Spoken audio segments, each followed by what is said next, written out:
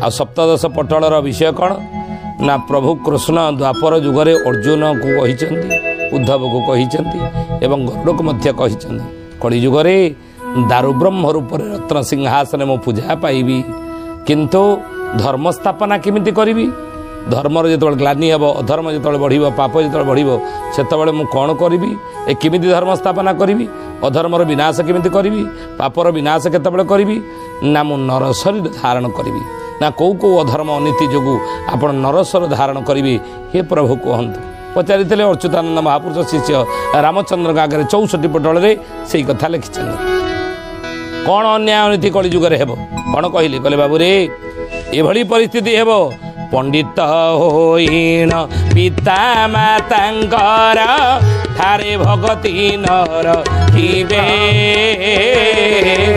उपदेश देउ थिबे अपर को निजे अपथरे जीवे निजे अपथरे जीवे हे सुजने निजे अपथरे जीवे निजे अपथरे जीवे हे सुजने निजे अपथरे जीवे 600 वर्ष तले लिखिले कथा सत हेनी कि निराट सत्य अप्रिय हेले मध्य कर्ण को शुणा को कान को शुणा कष्ट हेले मध्य अप्रिय कर्ण को शुणा कष्ट हेले मध्य आज अनेक स्थान ये घटना घटवा आखि नहीं अतीत एभली परिस्थिति नथिला अतीत को जदि चली जावा 100-150 वर्ष तलू आम जदि जावा अनेक वयोज्येष्ठ माने शुणुवे जदि ये कथा जदि शुणुवे से मुंड टुंगा दे हाँ हाँ थिला कौन पिता माता प्रति भक्ति थिला संतान मानकर भक्ति नथिला घरर मुरबी कौन पुओ होते ना घरर मुरबी किए बोलौले गुरुजन माने बापा घरर मुरबी पुओ मुरबी नथिला घर को निमंत्रण पत्र टी आसूला बापा ना आसूला नहीं से गाँव जदि मीटिंग निया निशाब होता घर मुरबी की डाकुले तुम घर मुरबी किए बापा पो किए डाकुले ना मुरबी बाप जाऊला गाँव जदि अष्टपरी हुई कि दुर्गा पूजा होता कि लक्ष्मी पूजा होता 100-150 वर्ष तलू जदि चली जा से समय कथा आम कहूँ से आलोचना हम अष्टपरीटा केमी हम गाँव में दुर्गा पूजाटा केमी करवा समूह लक्ष्मी पूजाटा केमी करवा नहीं आउ मेलनटा केमी हम गाँव वयोज्येष्ठ माने मुरबी माने बापा माने बसिकी आलोचना करूला ना ये अच्छे ना ना ये गाँव दुर्गा पूजा गाँव मेलन गाँव से करुले कौन करुले पाला टिके करुले सांस्कृतिक कार्यक्रम मेलन हो दुर्गा पूजा हो लक्ष्मी पूजा हो पाला टिके करुले नहीं भजन टिके करुले सत्य माने धर्मर गोटे आलोचना होता धार्मिक कार्यक्रम से गोटे करुले देखना घर मुरबी बाप नुह घर मुरबी आउ वयोज्येष्ठ नहांती घर मुरबी क्यों माने ना क्यों माने जाऊँ निया निशाब को देखुना दुर्गा पूजा लक्ष्मी पूजा एवं गाँव जदि मेलन हम गाँव से युवक भाई माने बसिया गले बसिया आलोचना बापा तुम कौट जीव बस घरे तुमको डकाई आम बा से दायित्व नेलुणी तेणु दायित्व ने कि गृहकारी बाप नुह गृहकारी घर रही बर्तमान कि पुओ हो गृहकारी पुओ हूँ गृहकारी सी जाऊँगी बसिया आ बसिकी सी कौन पाला करने इच्छा कर पाला हो अनुष्ठान मेलन ना कि हो सत्संग हो ना कि कौन अन्य भजन कार्यक्रम हो ना से कौन चाहिए जहाँ आजिकल समाज समाजर पतन ये समाजर लोकचरित्र पतन आ द्वारा घट लोकचरित्र पतन लोकचरित्र इ पतन घटुची होनी सामाजिक व्यवस्था आज देखु केमी भाव है महापुरुष से कथा अच्युतानंद कहले कहले पंडित होइण पिता माता ठारे भक्ति न रखिबे जड़े ज्ञानी थी जड़े विवेकी थी जड़े पंडित हो किंतु पंडितर कथा कहूले पिता माता भक्ति रही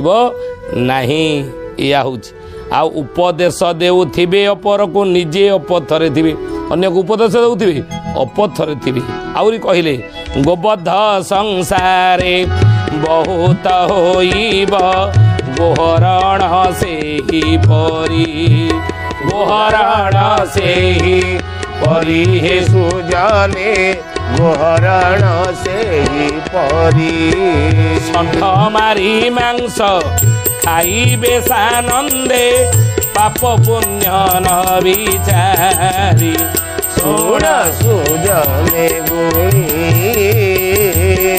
ନୀଳ କାଳ ଆସି ଜାଣିବେ ଶୁଣ ସୁଜନେ ଗୁଣି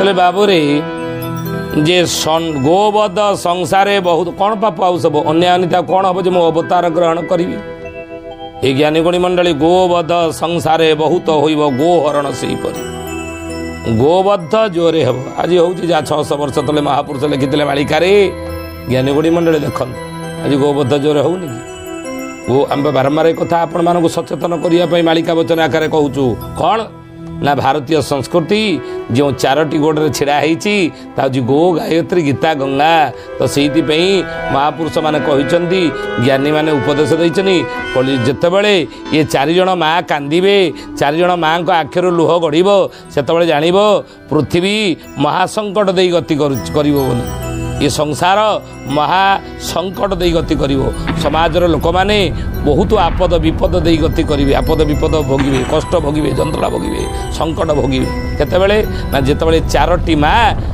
ଆଖିରୁ ଯେତେବେଳେ ଲୁହ ପଡ଼ିବ ଏ 4ଟି ମା ଯେତେବେଳେ ଦୁଃଖରେ ରହିବେ ସେ 4ଟି ମା କି ବୋଲି ଏ ମହାପୁରୁଷ ଅଚ୍ୟୁତାନନ୍ଦ ଜି କି ନା ମହାପ୍ରଭୁ ଉଦ୍ଧବକୁ ଗରୁଡ଼କୁ ଅର୍ଜୁନକୁ କହିଛନ୍ତି ଭଗବାନ କୃଷ୍ଣ କଳିଯୁଗରେ ମୁଁ ଯେତେବେଳେ ଦାରୁବ୍ରହ୍ମ ରୂପରେ ପୂଜା ପାଇବି ରତ୍ନ ସିଂହାସନ ନୀଳାଚଳ କ୍ଷେତ୍ରରେ ଉଦ୍ଧବ ପଚାରିଥିଲେ ପ୍ରଭୁ ଆପଣ ଦାରୁ ବିଗ୍ରହ ହେବେ ହାତପାଦ ନଥିବ ଧର୍ମସ୍ଥାପନା କେମିତି କରିବେ ନା ଧର୍ମସ୍ଥାପନା ମୁଁ କରିବି ନରତନୁ ଧାରଣ କରି ମାନବ ରୂପ ହେବି ନା କେତେବେଳେ ହେବେ ନା ସଂସାରରେ ଯେତେବେଳେ ପାପ ବଢ଼ିବ କଳିଯୁଗର ଲୋକମାନେ ଯେତେବେଳେ ପାପ ପଙ୍କରେ ବୁଡ଼ି ରହିବେ ପାପ ଅଧର୍ମ ଅନୀତି ଅନ୍ୟାୟ କରିବା ପାଇଁ ଯେତେବେଳେ ତାଙ୍କ ମନରେ କ'ଣ ନା କେବଳ ପଶ୍ଚାତାପ ନ ଆସି ପାପ କରୁଥିବେ ପଶ୍ଚାତାପ ଆସିବନି ଅଧର୍ମ କରୁଥିବେ ପଶ୍ଚାତାପ ଆସିବନି ସେତେବେଳେ ମୁଁ ନରସର ଧାରଣ କରିବି ସନ୍ଥ ପାଳନ କରିବା ପାଇଁ ଧର୍ମର ସ୍ଥାପନା ପାଇଁ କି ପାପ ଗୁଡ଼ିକ କଳିଯୁଗରେ ହେବ କିଭଳି ଅନ୍ୟାୟ ହେବ ସେଇ କଥା ମହାପୁରୁଷ କହିଛନ୍ତି ବୋଲେ ବାବୁରେ ଗୋବଦ୍ଧ ସଂସାରେ ବହୁତ ହୋଇବ କାହିଁକି ନା ଆମେ କହୁଥିଲେ 4 ଜଣ ମାଙ୍କ ଆଖିରୁ ଯେତେବେଳେ ଲୁହ ଗଡ଼ିବ 4 ଜଣ ମା ସଂସାରରେ ଯେତେବେଳେ ଦୁଃଖୀ ହେବେ ଆଉ ସେଇ ସମୟରେ ହେ ଜ୍ଞାନୀ ଗୁଣୀ ମଣ୍ଡଳୀ କଳିଯୁଗର ମଣିଷ ଉପରେ ବହୁତ ବିପଦ ପଡ଼ିବ ସଂସାର ଉପରେ ବହୁତ ସଙ୍କଟ ଦେଖାଦେବ ସେତେବେଳେ ମଣିଷ ସମସ୍ୟାର ଘେର ଭିତରେ ରହିବ ଜଞ୍ଜାଳ ଭିତରେ ଛନ୍ଦି ହେଇଯିବ ଦୁଃଖ କଷ୍ଟ ବିପଦ ଆପଦ ତାପରେ ଜୋରରେ ପଡ଼ିବ ଯେତେବେଳେ 4 ଜଣ ମା ଦୁଃଖୀ ହେବେ ସମାଜରେ ସଂସାରରେ କିଏ ସେ 4 ଜଣ ନା ଏକରେ ହେଲେ କ'ଣ ଗୋମାତା ଗୋମାତା ଯେତେବେଳେ ଦୁଃଖୀ ହେବ ଗୋମାତା ଯେତେବେଳେ କଷ୍ଟ ପାଇବ ପାଉନାହାନ୍ତି ଆଜି ଗୋମାତା କଷ୍ଟ ଗୋବଦ୍ଧ ଜୋରରେ ହେଉଛି ଗୋବଦ୍ଧ ଜୋରରେ ହେଉଛି ଗୋମାତାର ସେବା ଆମେ କରୁନାହାନ୍ତି ଗୋମାତାର ପୂଜା ଆପଣ ଜାଣିଛନ୍ତି ଭଗବାନ କୃଷ୍ଣ ଦ୍ୱାପର ଯୁଗରେ କ'ଣ କରିଥିଲେ ଗୋରୁ ଚରଉଥିଲେ ଗୋପାଳମାନଙ୍କ ସହିତ ମିଶି ଗୋଗୋଷ୍ଠରେ କାହିଁକି ନା କାହିଁକି ଭଗବାନ ଏହି ଗୋରୁ ଚରେଇଲେ ସେ ପରୋକ୍ଷରେ ଆମକୁ ବତେଇଲେ ଗୋ ସେବା କର ଗୋ ସେବା କଲେ ତୁମ ପରିବାର ସୁଖରେ ରହିବ ଗୋ ସେବା କଲେ ତୁମ ପରିବାରରେ ତୁମେ ଶାନ୍ତିରେ ରହିବ ଗୋ ସେବା ଗୋମାତାର ସେବା କଲେ ତାର ଯତ୍ନ ନେଲେ ତୁମର ଉତ୍ତର ପିଢ଼ି ମାନେ ସୁଖ ଶାନ୍ତିରେ ରହିବେ ତୁମର ବଂଶ ବଢ଼ିବ ବଂଶ ବୁଡ଼ିବ ନାହିଁ ଯଦି ଗୋମାତାର ସେବା କରିବ ଗୋମାତାର ଯତ୍ନ ନେଉଥିବ ତାହେଲେ ବଂଶ ବଢ଼ିବ ତୁମର ବଂଶ ବୁଡ଼ିବ ନାହିଁ ଆଉ ଗୋମାତାର ସେବା କଲେ ତୁମେ ଶାନ୍ତିରେ ରହିବ କେବେ ଅଶାନ୍ତି ତୁମ ପରିବାର ଦେଖାଦେବ ନାହିଁ ଗୋମାତାର ସେବା କଲେ ଲକ୍ଷ୍ମୀ ତୁମ ଘରୁ ଛାଡ଼ିକି ଯିବେ ନାହିଁ ଗୋମାତାର ସେବା କଲେ ତୁମ ଘରେ କୌଣସି ଆସୁରିକ ପ୍ରବୃତ୍ତି ପ୍ରବେଶ କରିପାରିବ ନାହିଁ ବୁଝିଲେ ଗୋମାତାର ସେବା କର ଗୋମାତାର ହନନ କର ନାହିଁ ଗୋମାତାକୁ କଷ୍ଟ ଦିଅ ନାହିଁ ଗୋମାତାକୁ ଦୁଃଖ ଦିଅ ନାହିଁ ତେଣୁ ସେ ଗୋମାତା ଆଜି ଦୁଃଖୀ ଗୋ ହତ୍ୟା ଜୋରେ ବଢ଼ୁଛି ନୁହେଁ ଦ୍ୱିତୀୟ ମା ଦୁଃଖୀ କିଏ ଗର୍ଭଧାରିଣୀ ମା 10 ମାସ 10 ଦିନ ଯିଏ ଗର୍ଭରେ ସନ୍ତାନକୁ ଧରି ଅନ୍ତ ଫାଡ଼ିକି ଯିଏ ଜନ୍ମ ଦେଇଛି ଯେଉଁ ମା କହନ୍ତିନି ମା ଋଣ କେହି ସୁଝିନି କି ସୁଝି ପାରିବ ନାହିଁ ନୁହେଁ ମା ଋଣ କେହି ସୁଝିନି କି ସୁଝି ପାରିବ ନାହିଁ ମା ଋଣ କେହି ସୁଝି ନାହାନ୍ତି କି ସୁଝି ପାରିବ ନାହିଁ କାହିଁକି ନା ଯେଉଁ ମା ଗର୍ଭରେ ସନ୍ତାନକୁ ଧାରଣ କଲା କେତେ କଷ୍ଟ ସେ ଗର୍ଭରେ ସହିଛି ନୁହେଁ 102 ଜ୍ୱର ହେଇଥିବ ଡାକ୍ତରଖାନା ତା ସ୍ୱାମୀ ତାକୁ ନେଇକି ଯାଇଥିବ ଡାକ୍ତର କହିବ 102 ଜ୍ୱର ହେଇଛି, ମେଡ଼ିସିନ ପାରାସିଟାମଲ ଦେବି, ଜ୍ୱର ତୁମର କମିଯିବ, କିନ୍ତୁ ତୁମ ଗର୍ଭରେ ସନ୍ତାନ ଯେଉଁ ଅଛି ତା ପାଇଁ ଏଇଟା ବିପଦ। ସ୍ୱାମୀ କହ ହଁ ଖାଇଦେବ ନା ଦେଖିବା ତାପରେ ଯାହା ହେଉଛି ହେଉଛି, ମୋ ଜ୍ୱର କେମିତି କହିବ ନା ନା ନା ନା। ସେ ମା କ'ଣ କହେ ନା ନା ମୋ ଛୁଆ ଉପରେ ବିପଦ ପଡ଼ିବ, ମୁଁ ଖାଇବିନି ମେଡ଼ିସିନ, ମୋ ଛୁଆକୁ ଦୁଃଖ ପଡ଼ିବ, ଛୁଆର ଅସୁବିଧା ହେବ ନା, ମୁଁ ବରଂ 3-4 ଦିନ ଜ୍ୱରରେ ଏମିତି 102ରେ କମିଲେ ସେଥିରେ କ'ଣ ଅଛି, 102 ଜ୍ୱର ହେଇ ତାକୁ 4 ଦିନ ମୁଁ ବରଂ ସହିଯିବି, କିନ୍ତୁ ମୁଁ ମେଡ଼ିସିନ ଖାଇକି ମୋ ଛୁଆ ପ୍ରତି ବିପଦ ଆଣିବିନି, ମୁଁ ବରଂ ବିପଦରେ ପଡ଼େ, ମୋତେ ବରଂ କଷ୍ଟ ମିଳୁ, ମୋ ଛୁଆକୁ କଷ୍ଟରେ ମୁଁ ଦେଖିବାକୁ ଚାହୁଁନାହିଁ। ଛୁଆ ବାହାରକୁ ଆସିନି, ଗର୍ଭରେ ଅଛି, ସେ ସମୟରୁ ସେ ଛୁଆର ଭଲ କଥା ଚିନ୍ତା କଲା, ତା ହିତ କଥା ଚିନ୍ତା କଲା, ଏଇ ପରା ମା, ତେଣୁ ତା ଋଣ କ'ଣ ଶୋଝି ପାରିବ ସେ ଛୁଆ ନା। ଏ ଜ୍ଞାନୀ ଗୁଣୀ ମଣ୍ଡଳୀ କେତେ ରାତି ସେ ଶୋଏ ନାହିଁ ଛୁଆ ପାଇଁ। ତ ସେଇଥିପାଇଁ କହନ୍ତି ଆଦିଗୁରୁ ଶଙ୍କରାଚାର୍ଯ୍ୟ କୁପୁତ୍ର ଯାୟତେ କ୍ୱଚିତ୍ ବି କୁମାତା ନ ଭବତି। ପୁଅ କୁପୁତ୍ର ହେଇପାରେ, ମା କେବେଲେ କୁମାତା ହୁଏ ନାହିଁ। ପୁଅ କୁପୁତ୍ର ହେଇ ମା କୁମାତା ପରା ହେବ ନାହିଁ। ତେଣୁ ସେଇଥିପାଇଁ ମା ଋଣ ଶୋଝିପାରେ। ସେ ମା ଆଜି ଦୁଃଖୀ କାହିଁକି ନା ପୁଅ ମାଆକୁ ପଚାରୁନି, ଅତୀତରେ ପଚାରୁଥିଲା, କିନ୍ତୁ ଏଇକିଣା ଆଜି 50-60 ବର୍ଷ ତଳକୁ ଯିବା, ପିତାମାତାଙ୍କ ଠାରେ ସନ୍ତାନ ଭକ୍ତି ନଥିଲା କି, ମାଆର ସେବା ଯତ୍ନ ପିଲା କରୁନଥିଲା କି, କିନ୍ତୁ ଏଇକିଣା ବୃଦ୍ଧାଶ୍ରମରେ ମା ଯାଇକି ରହୁଛି, ପୁଅ ଆଉ ମାଆକୁ ପଚାରୁନାହିଁ, ମାଆର ଦୁଃଖ ଦୂର କଲା ନାହିଁ। ମା ଯେଉଁ ଆଶା ବିଶ୍ୱାସ ସହିତ ଛୁଆକୁ ବଢ଼େଇଥିଲା, କଷ୍ଟ ସହି ସହି ଅନ୍ତ ବାଡ଼ି ଜନ୍ମ ଦେଇଥିଲା, କିନ୍ତୁ ସେ ପୁଅ ବଡ଼ ହେଲା ପରେ ଆଉ ମାଆର ସେ ଦୁଃଖ କଥା ବୁଝୁଛି ନା, ମାଆର ଯତ୍ନ ନେଉଛି ନା, ମା ପ୍ରତି ତାର ଉତ୍ତରଦାୟିତ୍ୱ କର୍ତ୍ତବ୍ୟ କ'ଣ ତାକୁ ଆଜି ବୁଝୁଛି ନା, ନା ବୁଝୁନାହିଁ। ସେ ମା ଆଜି ଦୁଃଖୀ। ତୃତୀୟ ମା କିଏ? ଗଙ୍ଗା ମାତା। ସିଏ ଆଜି ଦୁଃଖୀ। ଯେଉଁ ଗଙ୍ଗାକୁ ଧରାବତରଣ କରିଥିଲା ସ୍ୱୟଂ ଭଗୀରଥ, କରିନଥିଲେ କି ଗଙ୍ଗାକୁ ଧରାବତରଣ? କପିଳ ମହାମୁନିଙ୍କ ଅଭିଶାପ ପାଇ 60,000 ସଗର ପୁତ୍ର ଭସ୍ମୀଭୂତ ହେଇଥିଲେ, ଆଉ ସେ ଭଗୀରଥ ପୂର୍ବଜମାନଙ୍କୁ ଉଦ୍ଧାର କରିବା ପାଇଁ ସେ ଗଙ୍ଗା ମାତାକୁ ଧରାବତରଣ କରିଥିଲେ। କିନ୍ତୁ ସେ ଗଙ୍ଗାର ଆମେ ଠିକ୍ ତାକୁ ଯତ୍ନ ନେଉଛେ ନା। ସେ ଗଙ୍ଗା ଧରାପୃଷ୍ଠକୁ କେତେ କଷ୍ଟ, କେତେ ତପସ୍ୟା ବଳରେ ଆସିଥିଲେ। ଏ ମହତ୍ତ୍ୱକୁ ଆମେ ଆଜି ମଣିଷ ବୁଝିଲା ନାହିଁ।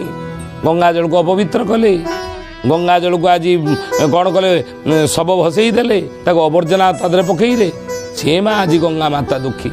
ଆଉ ଚତୁର୍ଥ ମା କିଏ ଯିଏ ଦୁଃଖୀ? ପୃଥିବୀ ମା। ପୃଥିବୀ ମା ଆଜି ଦୁଃଖୀ।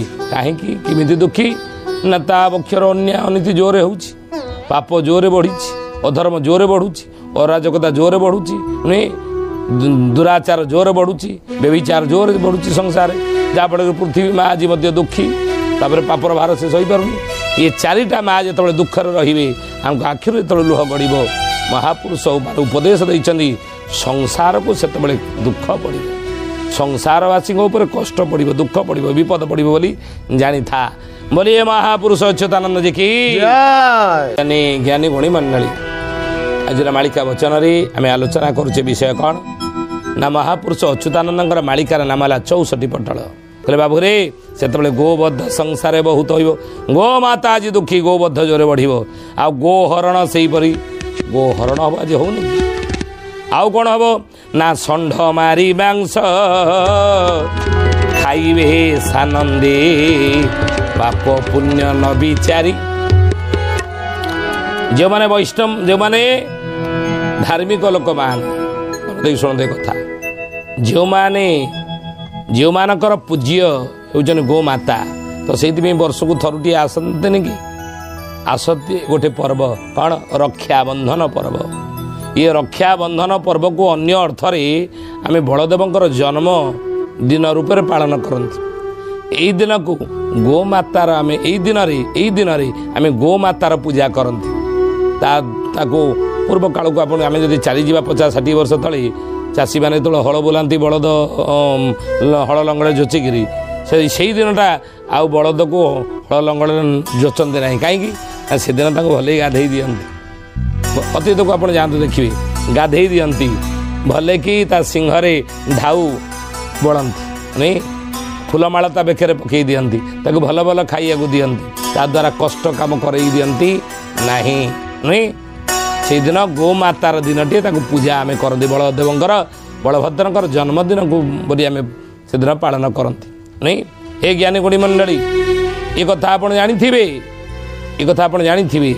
କିନ୍ତୁ ଆଜି ଦେଖନ୍ତୁ ମହାପୁରୁଷ ଲେଖିଛନ୍ତି ଯେଉଁମାନେ ଗୋମାତା ଯାହାଙ୍କର ପୂଜ୍ୟ, ଯାହାଙ୍କର ନମସ୍ୟ, ସେଇମାନେ କଳିଯୁଗରେ ଗୋବଦ୍ଧ କରି ଖାଇବେ ବୋଲି 600 ବର୍ଷ ତଳେ ମହାପୁରୁଷ ଲେଖିଥିଲେ। ଆଜି ଦେଖନ୍ତୁ ସତରେ ଆଜି ପରିଣତ ହେଇନି। ଅପ୍ରିୟ ସତ କର୍ଣ୍ଣକୁ ଦୁଃଖଦ ହେଲେ ମଧ୍ୟ ଆଜି ଅନେକ ଜାଗାରେ ଏଇ ଘଟଣା ଘଟିବାର ନଜିର ଆପଣଙ୍କର ଥିବ ହେଇଛି। ତାପରେ ମହାପୁରୁଷ କହିଲେ ଷଣ୍ଢ ମାରି ମାଂସ ଖାଇବେ ସାନନ୍ଦେ ପାପ ପୁଣ୍ୟ ନ ବିଚାରେ। ପାପ କ'ଣ ପୁଣ୍ୟ କ'ଣ ଇ ବିଚାର କରିବେ ନାହିଁ, କିନ୍ତୁ ତାକୁ ମାରିକିରି ଖାଇବେ। ଅଚ୍ୟୁତାନନ୍ଦ ମହାପୁରୁଷଙ୍କର ବାଣୀରେ ବାଣୀ ମିଶେଇ ମହାପୁରୁଷ ହାଡ଼ିଦାସ ସମର୍ଥନରେ କ'ଣ କହିଲେ? କହିଲେ ପାପ ପୁଣ୍ୟ ଗତି ବେନି ଯେ ଆକୃତି ଯେ କରଇ ଯେଉଁ କର୍ମ যে করই যেও কর্ম হে সুজনে যে করই যেও কর্ম ଶେଷ ଭାଇ ପୋଳ ଯେ ତୁ ୟାର ମୂଳ ବେନି କଥା ପାପ ଧର୍ମ শুণ সুজনে গুণী বেଳ কাଳ আসি রাণী হে শুণ সুজনে গুণী ପାପ ପୁଣ୍ୟ ଗତି ବେନି ଯେ ଆକୃତି ଯେ କରଇ ଯେଉଁ କର୍ମ। ଗୋଟେ ହେଲା ପାପ ଗୋଟେ ପୁଣ୍ୟ, ଧର୍ମ ଗୋଟେ ଅଧର୍ମ। ହାଡ଼ିଦାସ କହୁଛନ୍ତି ବାଁ ହାତର ପାପ ଡାହାଣ ହାତ ନେବ ନାହିଁ। ବୁଝିଲେ? କାୟା ସହିତ ଛାୟା ଗଲା ଭଳି। କାୟା କହିଲେ ଶରୀର ସହିତ ଛାଇ ଯେମିତି ଗୋଡ଼ାଏ, ଛାଇକୁ ଛାଡ଼ିକି ରହିବ ନା, ସେଇଭଳି କର୍ମ ସହିତ ତାର ଫଳ ମଧ୍ୟ ପଛେ ପଛେ ଗୋଡ଼ଉଥାଏ। ଏ କଥା ଆମେ ଆଲୋଚନା କରିଛେ ଅନେକ ବାର। ତେଣୁ ସେଇ କଥା ମହାପୁରୁଷ କହୁଛନ୍ତି, କହିଲେ ବାବୁରେ ଏଭଳି ପାପ କଲେ ଅଧର୍ମ କଲେ ଏଭଳି ପଶୁ ବଧ କରି ତାକୁ ଆମେ ଖାଇଲେ, ଗୋ ପଶୁ ବଧ କରି ଖାଉଛନ୍ତି, କୁକୁଡ଼ା ଖାଉଛନ୍ତି, ଛେଳି ଖାଉଛନ୍ତି, କିନ୍ତୁ ମନେ ରଖନ୍ତୁ ଗୀତାରେ ଭଗବାନ କୃଷ୍ଣ ଅର୍ଜୁନକୁ ପୁରା ବୁଝେଇଛନ୍ତି, ରେ ଅର୍ଜୁନ କର୍ମ ଘେନି ଫଳ। କୁକୁଡ଼ା ମାରି ଖାଇଲ, ଦିନେ ତୁମେ କୁକୁଡ଼ା ହେବ, ସିଏ ମଣିଷ ହେବ, ସିଏ ତୁମକୁ ଖାଇବ। ଛେଳି ମାରିକି ଖାଇଲ, ଦିନେ ସିଏ ମଣିଷ ହେବ, ତମେ ଛେଳି ହେବ, ସିଏ ତୁମକୁ ଖାଇବ। କାରଣ କର୍ମ ଫଳର এই ବିରାଟ ସିଦ୍ଧାନ୍ତ। ବେଦମୂର୍ତ୍ତି ତପନିଷ୍ଠ ପଣ୍ଡିତ ଶ୍ରୀରାମ ଶର୍ମା ଆଚାର୍ଯ୍ୟ ମୋର ଗୁରୁଦେବ ଅଖଳ ବିଶ୍ୱ ଗାୟତ୍ରୀ ପରିବାର ଯେ ଗୁରୁ, ସେ ଲେଖିଛନ୍ତି ଗୋଟେ ଛୋଟିଆ ବହିଟିଏ, ନା ତାର ଗହନା କର୍ମଣ ଗତି। ଇଏ ଗହନା କର୍ମଣ ଗତିରେ ଲେଖା ଅଛି, ଆପଣ ପଢ଼ିବେ, ଛୋଟ ବହିଟେ, ବୁଝିଲେ, ପଢ଼ିବେ, କମ୍ ଦାମର କିଣିକି ପଢ଼ିବେ। କର୍ମ ଫଳର ବିରାଟ ସିଦ୍ଧାନ୍ତ ସେଥିରେ ଲେଖା ଅଛି। ତେଣୁ ସେ ଲେଖିଛନ୍ତି, କହିଲେ କର୍ମ ଘେନି ଫଳ, ଯିଏ ଯେମିତିଆ କର୍ମ କରିବ ସେ ସେଇ ଅନୁସାରେ ଫଳ ପାଇବ। ବାଁ ହାତର ପାପ ଡାହାଣ ହାତ ନେବ ନାହିଁ। ତେଣୁ ଯଦି ମାରିକିରି ଖାଇବା, ସିଏ ତୁମକୁ ଖାଇବ, ସିଏ ମଣିଷ ହେବ, ତ ଆମେ ହେବା ପଶୁ। ସିଏ ତ ଖାଉଥିଲେ, କିନ୍ତୁ ଅଚ୍ୟୁତାନନ୍ଦ ଦେଖନ୍ତୁ କିଭଳି ନିରାଟ ସତ୍ୟ କଥା କହିଛନ୍ତି। କହିଲେ କଳିଯୁଗରେ ଗୋବଦ୍ଧ କରି ତାକୁ ମଧ୍ୟ ଖାଇବାକୁ ଲୋକମାନେ ପଛେଇବେ ନାହିଁ। ଯାହାକୁ ପୂଜା କରୁଥିବେ, ଯିଏ ଆମର ଆରାଧ୍ୟ ଦେବୀ ନାଇଁ, 33 କୋଟି ଦେବତା ଯାହାଠାରେ ନିବାସ କରନ୍ତି, ତାକୁ ମଧ୍ୟ ଖାଇବାକୁ ପଛେଇବେ ନାହିଁ। ଇଏ ପାପ ହେଲେ କ'ଣ ହେବ? ଭଗବାନ କହିଲେ ରେ ଅର୍ଜୁନ, ମୋ ଅବତାର ନେବି କଳିଯୁଗରେ, ମୋ ଅବତାର ନେବି ବିପ୍ରଧେନୁ ସୁର ସନ୍ତହିତ, ଏଇମାନଙ୍କୁ ରକ୍ଷା କରିବା ପାଇଁ ଅବତାର ନେବି। ପୁନଶ୍ଚ ମହାପୁରୁଷ କହିଲେ ଏହିପରି ବହୁ ଅନ୍ୟାୟ ହୋଇବ କଳିଯୁଗର ସଂସାରେ, ଗ୍ରାମ ଦେବୀ ମାନେ ଛାଡ଼ି ପଳାଇବେ ନରହି ପୀଠ ସ୍ଥାନରେ, নরহি পীঠ স্থানরে হে সুজনে, নরহি পীঠ স্থানরে, নরহি পীঠ স্থানরে হে সুজনে, নরহি পীঠ স্থানরে। ଏହିପରି ବହୁ ଅନ୍ୟାୟ ହୋଇବ କଳିଯୁଗର ସଂସାରେ। ଭଗବାନ କହୁଛନ୍ତି ଅର୍ଜୁନରେ, କଳିଯୁଗରେ ଏହିପରି ବହୁତ ଅନ୍ୟାୟ ହେବ କଳିଯୁଗରେ ସଂସାରରେ। ଆଉ ହେଲେ ଗ୍ରାମ ଦେବୀ ମାନେ ଛାଡ଼ି ପଳାଇବେ ନରହି ନିଜ ସ୍ଥାନରେ। ଗ୍ରାମ ଦେବୀ ମାନେ ଆର୍ତ୍ତିଙ୍କର ଆର୍ତ୍ତ ଆଉ ଶୁଣିବେ ନାହିଁ, ଛାଡ଼ିକି ପଳାଇ ଥିଲେ ସିନା ଶୁଣିବେ, ଗ୍ରାମ ଦେବୀ ଛାଡ଼ିକି ଯିବେ।